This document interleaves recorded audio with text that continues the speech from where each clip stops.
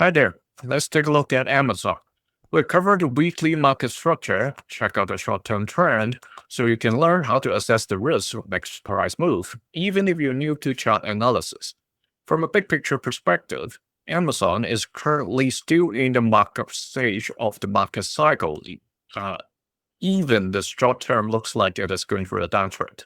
But if you look at this bigger channel, it hasn't gone outside of it yet, and it is still above the center line of the channel. All right? Remember, this is education content only, not financial advice. The most important weekly support level is actually around $250. Okay, but I would treat 239 is the more solid one. After that is about 247.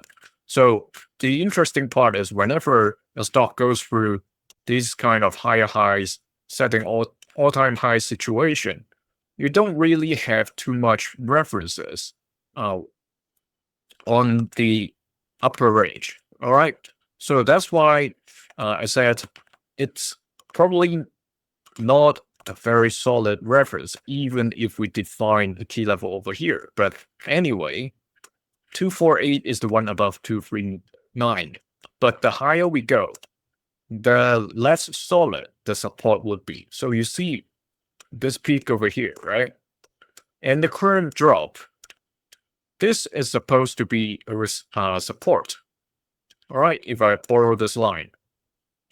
But it already closed below that particular level. And this week, it dropped even lower. So there's not much reference over here. So this is a shaky region, I would term it that way, because these are very dynamic levels compared to the ones with much more trading records, meaning people willing to get in and out in those range. We are not in that range at the moment. Okay, the weekly volume about average, so no big commitment from the bulls and bears. Now, let's look at the daily chart, the shorter time frame and more detailed look. Here, we've got a sideways trend box. Okay, this channel box over here. The ceiling is at around $278. Okay, if I actually make the text larger so it's easier for you to read.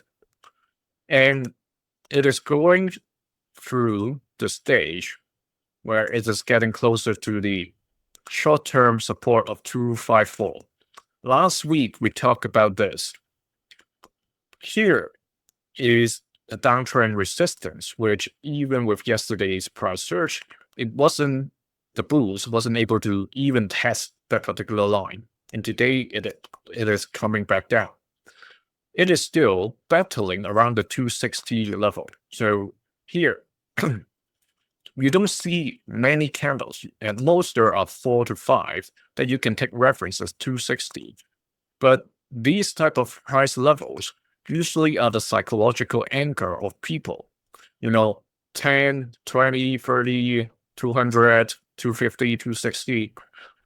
Okay, that's why it is hovering around this range, but not that it hasn't broken below. It broke below just 2 days ago. So when you look compared to 254 over here, we've got this clearer reference, one more here and a couple of more here. So quite a number of days more than the current level as reference. And if we look back to this point in November last year, that's another reference point as well. So that's why I've drawn the wedge and the short-term support over here.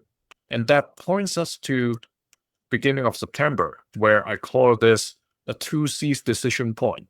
Whenever you see a trend resistance or trend support for the case of uptrend crosses a level, there are only two options for the bulls and bears.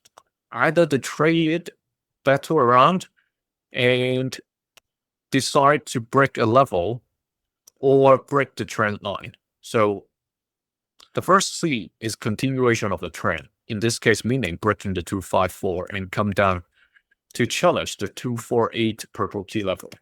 The other C is change of trend, meaning breaking the downtrend resistance. Either go sideways or re-challenge the 278, meaning the sideways channel ceiling. All right. So let me know in the comment whether you think this downtrend will continue all the way to the end of the month and maybe even breaking 254 sooner than the end of the month. Or do you think it is going to quickly test 254 and change the trend? Okay. Remember to subscribe to see the next update. Thank you.